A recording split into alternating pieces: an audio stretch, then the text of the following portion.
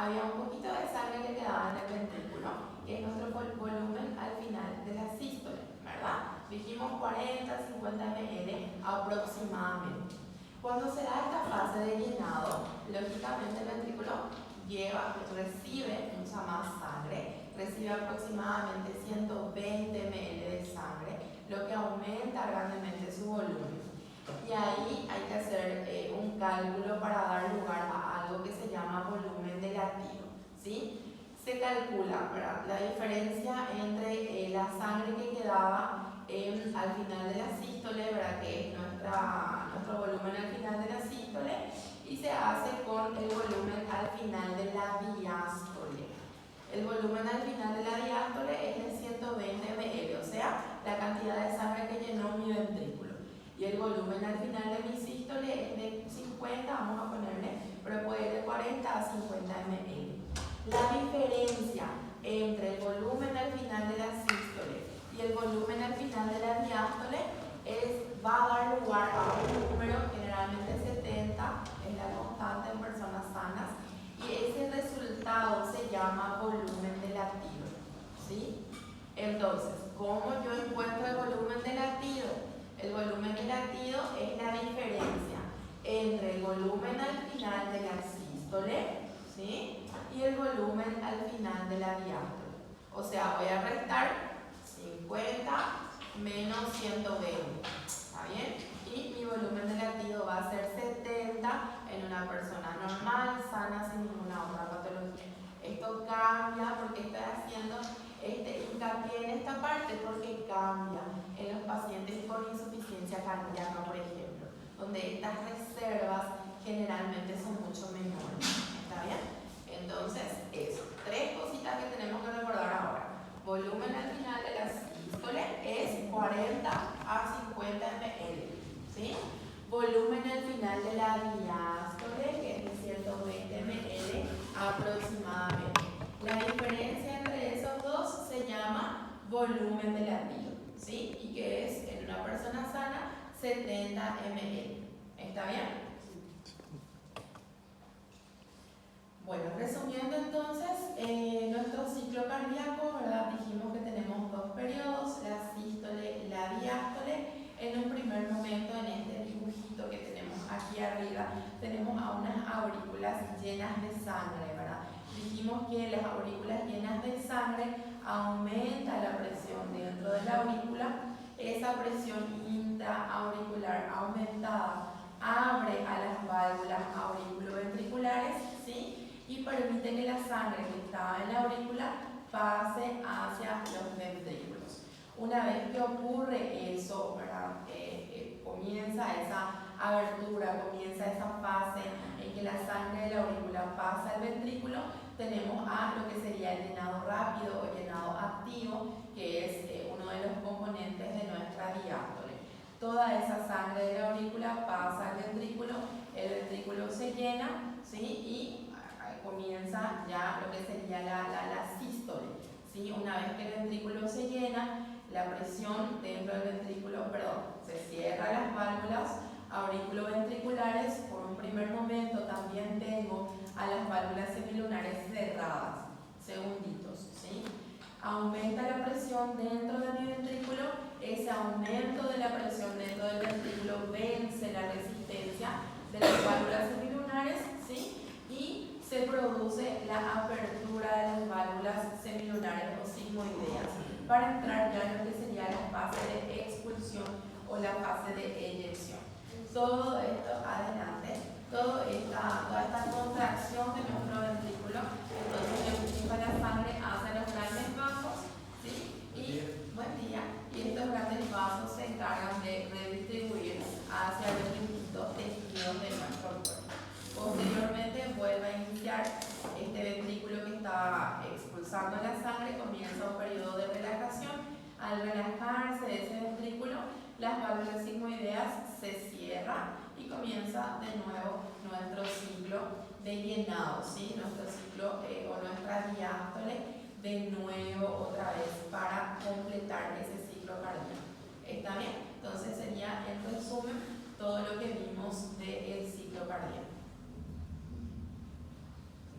Bueno, esta parte también es interesante, ¿verdad? La regulación del funcionamiento cardíaco.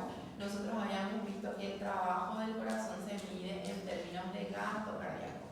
O sea, básicamente lo que el gasto cardíaco mide o determina es la eficiencia de nuestro corazón, ¿sí? Que también está ese corazón bombeando, ya que es su función principal, por decirlo así. Y sabemos que también ese gasto cardíaco se va a ir modificando, ¿verdad? Dependiendo de las necesidades de nuestro cuerpo. A mayor demanda tendría que aumentar mi gasto cardíaco y a menor demanda también disminuye. Una persona que está realizando algún tipo de actividad física generalmente tiene aumentado su gasto cardíaco, y nosotros que estamos en reposo probablemente está disminuido, ¿sí? Bueno, entonces el gasto cardíaco, ¿verdad? Que también tenía una fórmula para poder hallar lo que es el volumen de latido por frecuencia cardíaca, ¿sí? Eso sería la forma en calcular o la fórmula para calcular nuestro gasto cardíaco también. Bueno, toda la capacidad que va a tener el corazón de aumentar o disminuir su gasto cardíaco de acuerdo a las necesidades de nuestro cuerpo van a depender de estas 4 fases, que también es importante, ¿sí? Precarga, poscarga, la contractilidad cardíaca y la frecuencia cardíaca. Habíamos visto en aquella oportunidad que tanto la contractilidad cardíaca como la frecuencia cardíaca dependen netamente del corazón, ¿sí? Pero la precarga y la poscarga, aparte de depender del corazón, también dependen de la vasculatura, ¿sí? De los vasos, del estado de los vasos, la rigidez de los vasos. Todo esto también van a depender de estos 2 factores. Bueno, entonces tenemos lo que sería la precarga. La precarga es el trabajo volumétrico del corazón y depende netamente del retorno venoso al corazón y el estiramiento de las fibras miocárdicas en respuesta a ese retorno venoso, ¿sí? Y básicamente la precarga sería más o menos el trabajo impuesto al corazón antes del comienzo de la contracción, ¿sí? Hace alusión a la cantidad de sangre que llega al corazón, como estamos viendo en este dibujito o en esta fotito, y que después el corazón va a tener que ir bombeando con cada latido, ¿sí? El aumento en la fuerza de contracción que acompaña a un incremento en el volumen ventricular al final de la diástole es el mecanismo de Frank-Starling, ¿sí? Básicamente, nuestro mecanismo de Frank-Starling que habíamos comentado aquella vez, ¿verdad? Lo que nos dice es que esta fuerza de contracción depende directamente del grado de estiramiento de las fibras miocárdicas. Generalmente esto se adapta, ¿verdad? Se adapta a nuestro retorno venoso. Si yo tengo un mayor retorno venoso, generalmente mis fibras se estiran mucho más, permitiendo una contracción adecuada, ¿verdad? Generalmente estiran la longitud de las fibras musculares hasta 2 a 3 veces su tamaño para poder permitir posteriormente una contracción mejor, ¿verdad? Dependiendo de la cantidad de la precarga. Entonces, básicamente nuestro mecanismo de Frank-Starling que tenemos aquí descrito permite que el corazón ajuste su capacidad de contracción o de bombeo dependiendo del retorno venoso, ¿sí? Hablando mal y pronto. Entonces, eso es básicamente lo que me va a hacer mi Frank-Starling. Si hay un aumento en la cantidad de sangre que está retornando en mi corazón, mi fuerza de contracción tiene que ser mayor por el grado de estiramiento de los filamentos de actina y de miocina, ¿sí? Que permiten esta contracción. Ya lo que sería la poscarga es la presión a la que el músculo ejerce su fuerza contráctil para desplazar la sangre. O sea, la fuerza que tiene que vencer mi corazón, ¿verdad? Para que pueda darse el vaciamiento de mi ventrículo. ¿Está bien?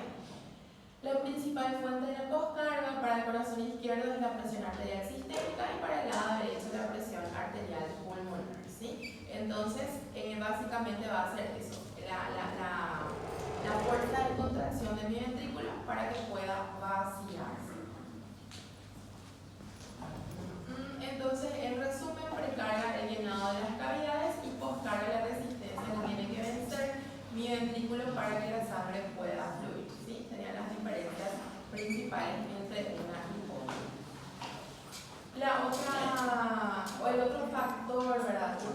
principal en la regulación de la función cardíaca es la contractibilidad. Sabemos que la contractibilidad es la capacidad del corazón de cambiar su fuerza de contracción sin modificar su longitud en reposo, ¿sí?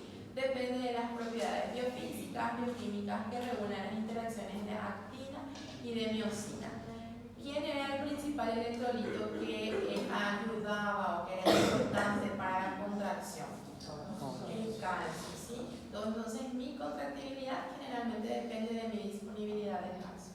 ¿Está bien? Entonces recuerden bien eso. Y básicamente eso es lo que vamos a puntualizar en esto aquí. Y finalmente la frecuencia cardíaca, que es la periodicidad con la que la sangre se eyecta del corazón, ¿sí? Recuerden que cuando yo tengo un aumento de la frecuencia cardíaca, generalmente ese aumento de la frecuencia cardíaca por la fórmula lleva a un aumento de mi gasto cardíaco, ¿verdad? Y otra cosita que también tenemos que recordar es cuando yo tengo, por ejemplo, una taquicardia o un aumento de la frecuencia cardíaca, disminuye mi tiempo de diástole, ¿sí? Generalmente por esa contracción. Entonces eso nosotros habíamos visto ya que a la larga da patologías. Esa disminución del tiempo de llenado, ¿verdad?, hace que el corazón se canse, por decirlo así, porque no se llenan nunca de sangre. Están empujando constantemente y el corazón nunca se llena. Entonces eso va a dar lugar también a algunos grados de insuficiencia cardíaca. Yo creo que no hace falta que repasemos la circulación, ¿verdad? Creo que eso todos más o menos sabemos, circulación pequeña y la circulación grande, ¿sí? Entonces esto vamos a ir salteando. Y tampoco les voy a preguntar estructura, ¿sí? Eso ya fue evaluado en su tiempo en ISTO, entonces no voy a preguntarles nada de la estructura de las arterias, nada de eso. Bueno, eso entonces para esta clase. Vamos con la siguiente.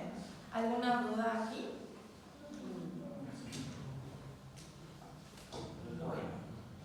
Eu só fiquei muito confuso naquela questão dos volumes.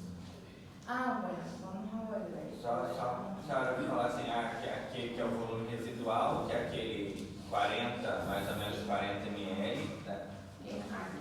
Agora aquele outro que é 120, e aí eu vou... Acá es, ¿verdad? Nosotros dijimos que al final de nuestra sístole quedaba un chiquitito de sangre que nos fue eyectado. Este poquitito de sangre que se ve acá es el volumen al final de la sístole, ¿está bien? Que más o menos dijimos 40 o 50 ml por ahí. Cuando comienza la diástole y se da el llenado del ventrículo, este volumen pequeñito que yo tenía en mi ventrículo aumenta.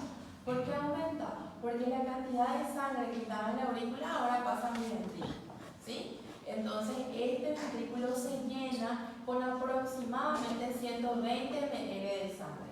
Este llenado del ventrículo es lo que se llama volumen al final de la diástole, ¿sí? Y este es el que mide 120 ml en cuanto a cantidad, ¿sí? Entonces tenés al final de la sístole el ventrículo tiene 50 ml de sangre, volumen al final de la sístole. Al final de la diástole ese volumen aumenta a 120 ml, volumen al final de la diástole. ¿Está bien? Y el volumen de latido es la diferencia entre estos dos. Voy a restar el 50 ml que quedó al final de mi sístole con el 120 ml que tengo ahora al final de mi diástole, que es 70, creo, si no me fallan mis cálculos matemáticos, ¿verdad? 70 ml entonces tu volumen de latido. ¿Está bien? Ese volumen de latido es importante para la fracción de eyección y generalmente eso es lo que calculan, ¿verdad? Si mal no recuerdo era volumen de latido dividido volumen al final de la diástole va a dar la fracción de eyección, ¿sí? Eso es nomás lo que estaba comentando. Obrigado.